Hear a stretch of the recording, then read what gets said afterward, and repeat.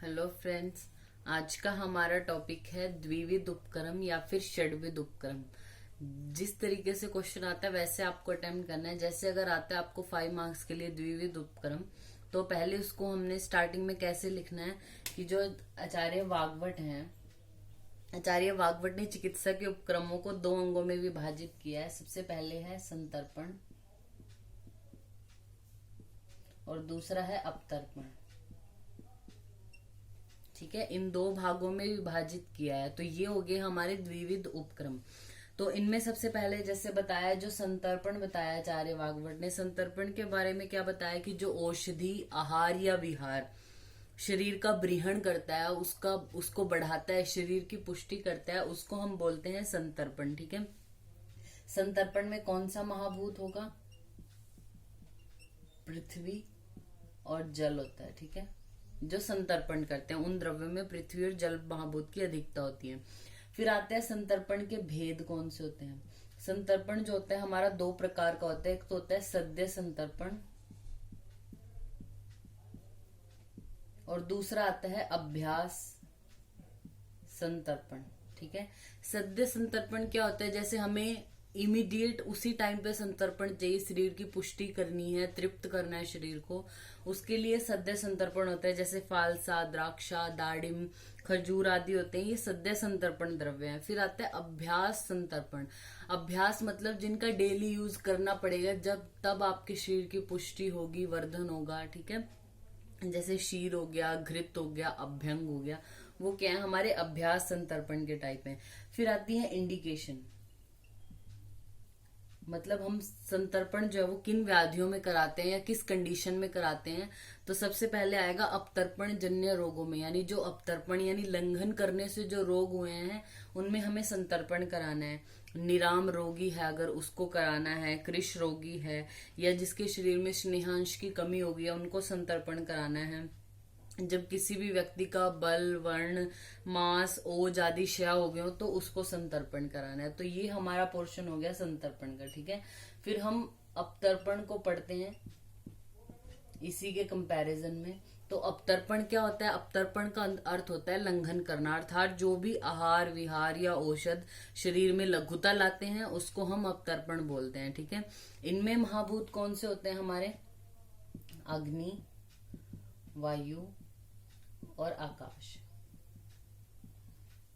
ठीक है, ये तीनों महाभूत होते हैं। और जो आचार्य चरक हैं उन्होंने अपतर्पण के 3 भेद बताए हैं, लंघन, लंघन पाचन और दोषावसेचन, यानी 3 भेद हैं। ठीक है,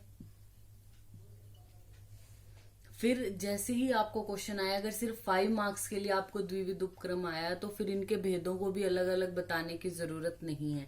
लेकिन अगर आपको ज्यादा मार्क्स में आया है तो आप लिख सकते हो कि लंघन क्या होता है। जैसे अगर शरीर में किसी के अल्प दोष हैं तो उनको निकालने के लिए या उनका शमन करने के लिए सिर्फ लंघन किया जाता है। अगर मध्यम प्रमाण में दोष में किसी में प्रकोपित हो गया तो लंघन पाचन दोनों करने पड़ते हैं। फिर थर्ड आता है दोषावसेचन, यानी जिसमें बहुत ज्यादा दोष बढ़ चुके हो तो उनमें दोषावसेचन, यानी जैसे जो हमारा शुद्धि है, शरीर की शुद्धि या पंचकर्म आदि, वो कराया जाता है। ठीक है, फिर उसके बाद जो आचार्य वाग्भट हैं उन्होंने अपतर्पण के 2 भेद बताए हैं, शमन और शोधन।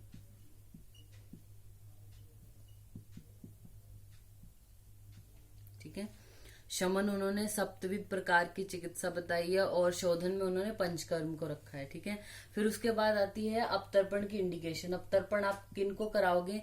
फर्स्ट ऑफ ऑल जो संतर्पण जन्य रोग हैं उनमें हम अपतर्पण कराते हैं। साम रोगी है अगर कोई, उसमें स्थूल रोगी है या कफज रोगी है, उसको हम कराते हैं अपतर्पण।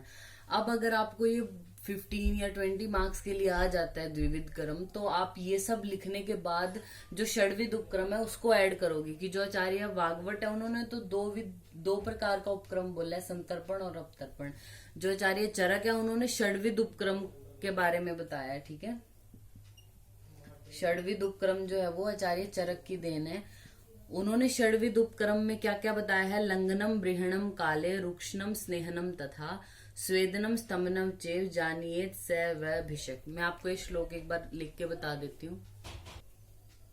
ये उन्होंने षड्विध उपक्रम बताया है, लंघनम, ब्रीहणम, काले, रुक्षणम, स्नेहनम तथा स्वेदनम स्तंभनम चैव जानीते य स वय भिषक, यानी जो इनको जानता है वो भिषक है, ठीक है, या भिषक इनको भली भांति जानता है। ये षड्विध उपक्रम है, ठीक है। फिर इनमें जो लंघन है, रूक्षण है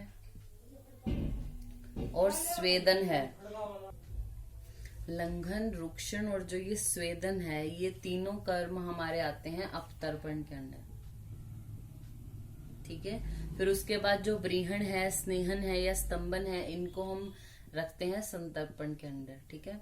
तो अगर आपको मैं ये बता रही हूँ, अगर आपको 5 मार्क्स के लिए आता है कि द्विविध उपक्रम के बारे में लिखे, जो अभी तक मैंने बताया कि वाग्भट ने 2 प्रकार का बताया, फिर उनके भेद, उनमें महाभूत कौन से हैं, उनकी इंडिकेशंस क्या हैं, ये सब बताने के बाद फिर बताना है कि जो आचार्य चरक है उन्होंने षड्विध उपक्रम बताए, ये श्लोक लिखने के बाद कि अपतर्पण के अंदर ये 3 आते, संतर्पण के अंदर ये 3, तो ये आपका 5 मार्क्स के लिए द्विविध उपक्रम हो जाता है। लेकिन अगर आपको यही 15 मार्क्स में आता है या फिर अकेला षड्विध उपक्रम आता है आपको 15 मार्क्स के लिए, तो आपको यहीं से स्टार्ट करना है षड्विध उपक्रम। तो कि आचार्य चरक ने वर्णन किया षड्विध उपक्रम का सूत्र स्थान में, लंघनम व्रीहणम काले, ये श्लोक लिखने के बाद फिर आप इनका वर्गीकरण बता देना कि ये 3 हमारे अपतर्पण के अंदर आते हैं और ये 3 संतर्पण के अंदर आते हैं, ठीक है। तो अब जो षड्विध उपक्रम 15 मार्क्स के लिए आता है, यहाँ से स्टार्ट करना है वो। अब हम इनकी जो डिटेल है, जैसे लंघन किसे कहते हैं, क्या द्रव्य है, क्या इंडिकेशन है, वो हम अपनी नेक्स्ट वीडियो में पढ़ते हैं, ठीक है। Thank you.